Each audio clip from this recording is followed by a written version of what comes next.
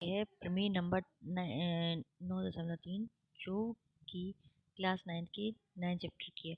इसमें लिखा है कि एक वृत्त के केंद्र पर एक जीवा पर डाला गया लंब जीवा को समद्विभाजित करता है। तो इसकी उत्पत्ति में लिखेंगे कि माना कि एक वृत्त है जिसका केंद्र O है और ए बी इसकी एक त्रिज्या है। केंद्र O से जीवा ए बी पर एक लंब OM खींचा गया है। OM बराबर ए बी।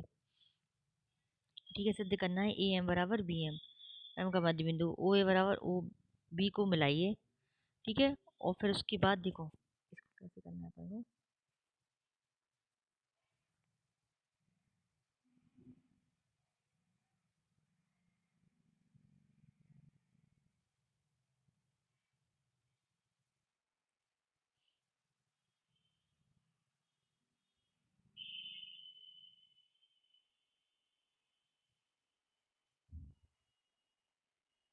O B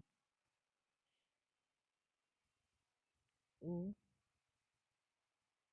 ठीक है, तो ओ ए बराबर ओ बी। ठीक है, चाहिए वृत्त की त्रिज्या, क्योंकि केंद्र किसी ऊपर जाती है। जब कोई भी केंद्र से किसी एक बिंदु पर खींची गई रेखा क्या कहलाती है? वृत्त की त्रिज्या। और वृत्त के केंद्र से एक बिंदु पर खींची गई त्रिज्या क्या कहलाती है? रेखा क्या कहलाती है? त्रिज्या। ठीक है, और ए और बी रेखा जो वृत्त के एक बिंदु से दूसरे बिंदु तक जा रही है, लेकिन वह केंद्र से होकर ना जाकर किसी वृत्त के किसी एक बिंदु से दूसरे बिंदु तक जाती है, तो वह क्या कहलाती है? वृत्त की जीवा। ठीक है, तो ओ एम और ओ से ए बी जो जीवा है उस पर एक लंब खींचा गया है, और जिस बिंदु पर लंब खींचा गया है उसे क्या है? वो बिंदु का नाम है एम। ठीक है, और ये 90 डिग्री का कोण बना रहा। दो कोण दिख रहा है अपन को, एक ये लिख रहा और एक ऐसा दिख रहा।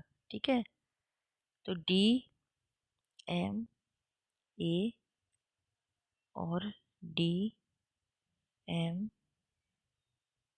बी। ठीक है, तो ए ओ ए बराबर, देखो ये ओ मेरी गलती है कि मुझे डी नहीं बोलना चाहिए था, मुझे ओ बोलना चाहिए था। तो ओ ए बराबर ओ बी, ओ एम बराबर ओ एम। ठीक है, तो ये एक साइड और एंगल, और एक साइड और एंगल हो गया। लेकिन अपन जैसे देखो 90 डिग्री बन रहा, मतलब ये कौन सा त्रिभुज होगा? समकोण त्रिभुज। तो आर मतलब समकोण, राइट एंगल, तो राइट एंगल बन गया। ठीक है, राइट एंगल बन गया। और एच मतलब हाइपोटेनस मतलब कर्ण। तो कर्ण कौन सी कहलाती है? जो 90 डिग्री के सामने रहती है, तो वो कर्ण कहलाएगी। तो ये वाली भुजा और ये वाली भुजा आपस में क्या है? बराबर है। ठीक है, और एक अन्य भुजा, एक कोई भी भुजा हो सकती है, वो लंब हो सकता या आधार हो सकता। ठीक है, तो ये और ये भुजा बराबर है, मतलब लंब और लंब भुजा बराबर है, तो इसमें कौन सी सर्वसंगता लग जाएगी? समकोण कर्ण भुजा सर्वांग समता नियम से त्रिभुज ओ ए एम, त्रिभुज ओ एम बी, तो ए एम बराबर बी एम।